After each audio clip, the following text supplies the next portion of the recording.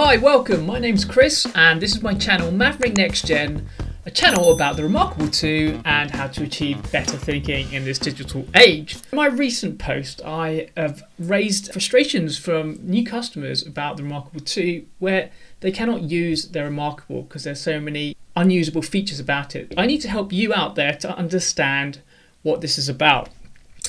In the words of Columbo, I know what the other three guys told me, but I like to look around. I think whilst I got it back in November, it could happen to me potentially at any time. My subscribers provide it and we'll watch it together and I'll play it through the first time and then I'll analyse it and go through it second time around. This is a little video clip that was provided by one of the viewers who had a Remarkable 2 sent to them, and very recently they had it for a couple of days, it worked fine, and this is what happens. So if I play the clip,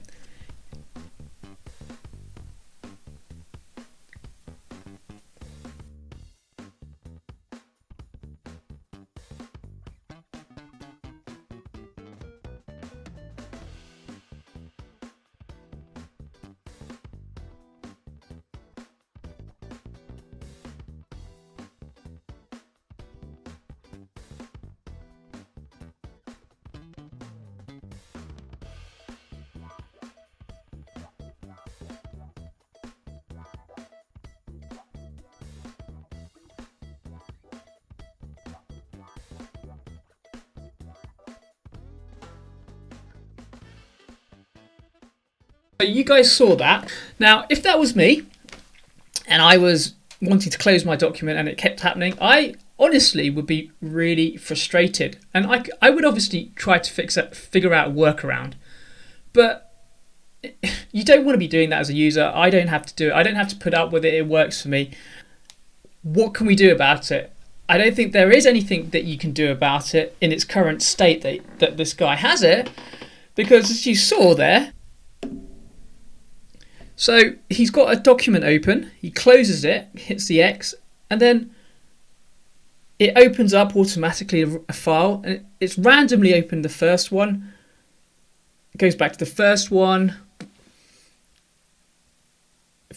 again, first one again. Okay, so there seems to be some sort of a sequence, but that first, and then it jumps to the, I think it 1, 2, 3, jumps to the third one. And then when he sticks it on this fourth one, it doesn't jump. All right. Okay, maybe it did. Jumps to the first one, jumps to the first one. Tells me that if he's only using the page overview to make it work, he could only do that within a document, right? But the frustration is when he's actually moving to another document, he's probably frustrated or worried that it's going to flip to another document. And that's like, well, how do I stay on that page? You know, you don't want to have to be thinking at any time it's going to flip. So I appreciate that. And I think this is the sort of thing that is difficult to understand, because if this was version 2.9.1.217 that came with this new Remarkable 2, then what that clip just shows me is that there's something wrong with the close X button mechanism, because clearly there's a bug. And what he was saying is that when he did a factory reset, it may have worked for a bit, but then it started again. There's clearly a defect in the software, I think. Okay, now for me, he mentions that there's problems with the swipes. Now we haven't seen that in the video. The other thing that we could think about is there something wrong with the actual physical capacitive surface? So I think my next quest for you guys is, if any of you can provide a video that shows us where the swipe's not working. What's interesting is that he mentions that he can use a swipe up feature to navigate through the document. So in essence, the gestures does work, but it just leads me to think that perhaps there's areas of the UI that doesn't work with the version of the software. If it's hardware and there's something wrong with the capacitive touch surface, I think that means the whole unit of the surface would have a inability to react to the stylus. And I'm not sure actually. One thing that I would ask you guys is, when you draw on a defective Remarkable 2, like this, I'm just doing this all over the surface, is there areas of it that doesn't work, or actually you can draw all over it? And the functionality that is having a problem are certain gestures and closing of notebooks, and then it's randomly opening new notebooks. Just reflecting on that video, I've just had a couple of thoughts, and I was just wondering, if I was trying to solve this and pinpoint, what's it called? Patient 0, I suppose, which Remarkable had the very first defect. Now, it suddenly occurred to me that obviously you'd want to be able to audit and track the quality. We look at it, it's made in China, and we know it's handmade. Let's just say it goes through a pipeline and runs through some system tests, and it goes tick. What I'm trying to convey is any point through that process, something could have gone wrong.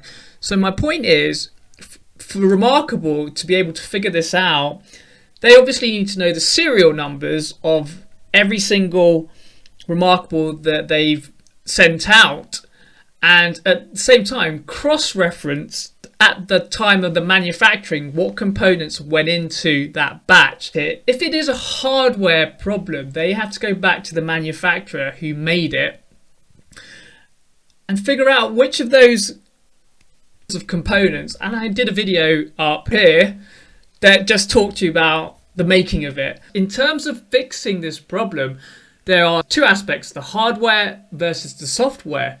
Now, in anything, to solve a problem, you need hands-on on the device, which is why Remarkable have said to people, please return the unit as soon as possible. Probably mainly because they want to get these devices, these defective devices, out of circulation, but they also want hands-on to run diagnostics on the device itself. Now, with the diagnostics, it's, imagine yourself going to a doctor's and you get a health check on your body. They would talk you through basically checking your hardware, your body, equivalent to the Remarkable 2 being the hardware unit itself. The hardware physicalities will get tested, and once they've cross-referenced everything against the acceptance criteria, they will go, okay, this is where it's gone wrong in the hardware, we can figure that one out. Adding software is another layer of complexity that could cause problems. But what's interesting from this current problem, is what I've been reading, is that it's happened on different versions. The different versions of the software, whether it be version 2.9, 2.10, that's currently, I think, released as a general release, is now out of beta. People are still facing issues. Whether those issues are consistent across software, I think you can see where the problem lies. It's a bit of a minefield. It's not unsurmountable, but you can see the concern from a consumer point of view is that they really need to hone in Remarkables until they have a handle on what's actually gone wrong. I think Remarkable really do need to send out a statement, just let the customers and likewise people who already got the Remarkable know what the situation is. Sure, all of us, including myself, want Remarkable to succeed. I think if anything that you can take away, and that Remarkable could take away, is that they will learn from these lessons so this doesn't happen again.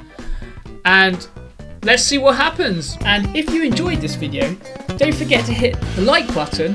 And if you want to see more videos about the Remarkable 2, subscribe to my channel, hit that subscribe button and hit the notification bell for new videos that will come along shortly. Thank you very much.